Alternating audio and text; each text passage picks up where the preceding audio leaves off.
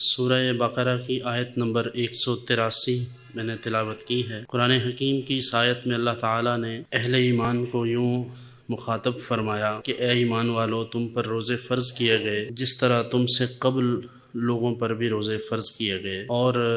ارشاد فرمایا کہ روزوں کا مقصد یہ ہے کہ لوگ متقی اور پرہیزگار بن جائیں۔ امم سابقہ پر بھی روزے فرض کیے گئے، مگر ان کے روزوں کا وقت، ان کے روزوں کی تعداد اور کیفیت یقیناً اس امت کے روزوں سے مختلف تھی، لیکن بہرحال بحیثیت عبادت ان پر بھی روزے فرض تھے۔ تو ارشاد رب ذوالجلال ہے کہ روزہ کوئی ایسی عبادت نہیں ہے جو صرف تم پر ہی فرض کی گئی، بلکہ تم سے قبل لوگوں پر بھی روزے فرض کیے گئے، اور اس کی فرضیت کا مقصد ارشاد فرمایا کہ لعلکم تتقون،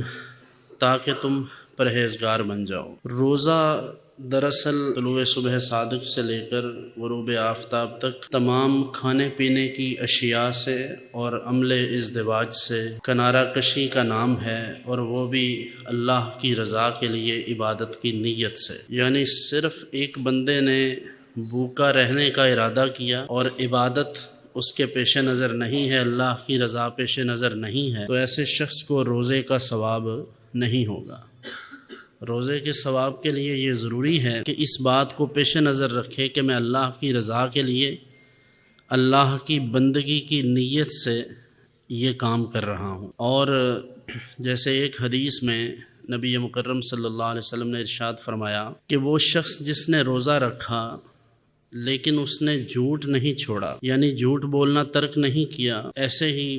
رشوت ہے، سود ہے، چغل خوری ہے،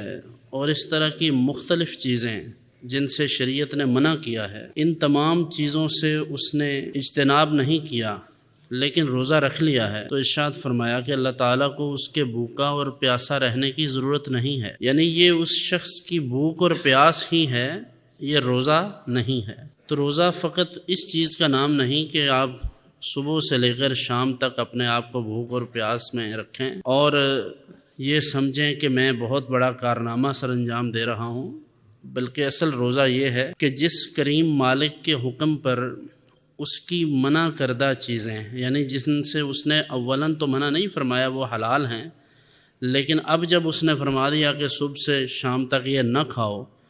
تو جس کے کہنے پر حلال چیزوں کو ترک کر دیا، اب اسی نے یہ حکم دے رکھا ہے کہ حرام چیزوں کو ترک کرو۔ تو سوچئے کیسی عجیب بات ہے کہ اس کے حکم پر حلال چیزیں تو چھوڑ دیں لیکن حرام چیزوں کو نہیں چھوڑا۔ تو کسی کے ساتھ زیادتی کرنا،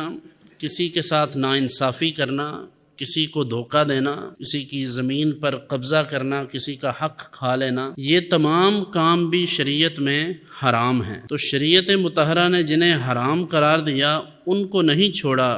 تو صرف بھوک کاٹی اور پیاس کاٹی، تو اس کا اللہ رب العزت کی طرف سے کوئی انعام نہیں ملنے والا۔ اصل انعام کے مستحق وہ لوگ ہیں جو اپنی بھوک اور پیاس کاٹنے کے ساتھ ساتھ اللہ رب العزت کے باقی احکام پر بھی عمل کریں، اور اس بات کو پیش نظر رکھیں کہ میں اگر روزے سے ہوں تو جس کریم مالک کے حکم پر میں نے کھانا پینا ترک کیا ہے، تو اس کے حکم پر میں بدنگاہی کیوں نہ ترک کر دوں، اس کے حکم پر میں تمام ایسے کاموں کو ترک کروں جن سے وہ ناراض ہوتا ہے۔ اصل روزہ یہ ہے کہ ہم اپنے اعمال کی طرف متوجہ ہوں اور اس بات کو محسوس کریں۔